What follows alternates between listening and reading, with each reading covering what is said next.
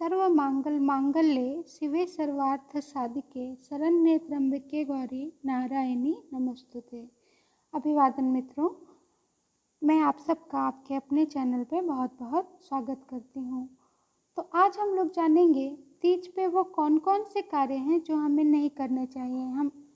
हम सभी सुहागन महिलाएं हरितालिका तीज का व्रत करती हैं और हमारे सनातन धर्म में, हमारे संस्कृति में इस तरह प्रेम के प्रतीक के रूप में कई ऐसे त्यौहार मनाए जाते हैं, कई ऐसे व्रत किए जाते हैं जिससे कि हमें अखंड सौभाग्य की प्राप्ति होती है।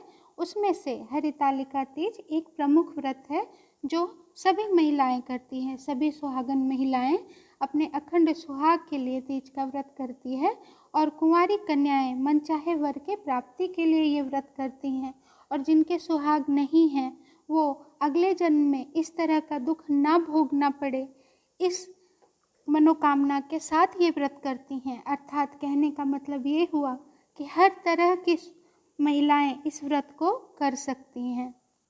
अगर आप उपवास नहीं कर सकती, आप बीमार हैं, आप डायबिटिक हैं, आपको किसी प्रकार की बीमारी है, तो भी आप इस व्रत को रखें, मानसिक रूप से रखें। अगर शारीरिक रूप से ना कर पाएँ तो कोई बात नहीं, मानसिक रूप से सभी सात्विकताओं का पालन करते हुए इस व्रत को जरूर रखें।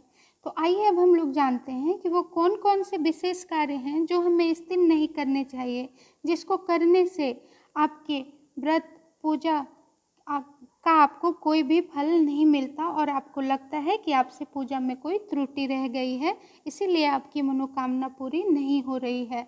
तो इन चीज़ों का आप ध्यान रखें और इन नियमों का पालन अवश्य करें। तो सबसे पहली बात तो यही हो गई कि व्रत जरूर रखें। आप फलाहार करके व्रत रखें, आप पानी पी के व्रत रखें, लेकिन व्रत जरूर रखें। शारीरिक रूप से ना रख पाएँ तो मानसिक रूप से रखें, क्योंकि पूजा 3 तरह की होती है, कायिक, वाचिक और मानसिक। तो अगर आप कायिक रूप से नहीं कर सकती तो आप मानसिक रूप से करें और भगवान की साधना में ही अपना समय बिताएं, तो इससे भी आपको व्रत का संपूर्ण फल जरूर प्राप्त होगा।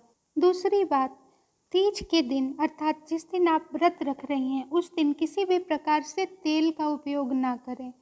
हमारे तरफ एक इस तरह की बात कही जाती है कि तीजा का तेल ने चौठी का काजर, अर्थात तीज वाले दिन तेल नहीं लगाना चाहिए और चौथ वाले दिन काजल का प्रयोग नहीं करना चाहिए। तो खाना बनाने में आप जो तेल का प्रयोग करती हैं उसमें तो आपको तेल को छूना नहीं पड़ता ना, तो वो आप कर सकती हैं, लेकिन आपको तेल लगाना नहीं है, ना खुद लगाना है ना किसी और को लगाना है। तो इस दिन आप तेल का सर्वथा निषेध करें, तेल का प्रयोग ना करें। तीसरी बात, आपको इस दिन सुई का प्रयोग बिल्कुल भी नहीं करना है, अर्थात आपको इस दिन सिलाई नहीं करनी है। कई बार ऐसा होता है कि चूँकि हम लोग जानते हैं हरितालिका व्रत में 16 श्रृंगार किया जाता है। जब हम तैयार होने बैठते हैं तो हमें लगता है ब्लाउज की लटकन लगानी तो रह ही गई, तो क्यों ना भी लगा लें, फिर पहनो।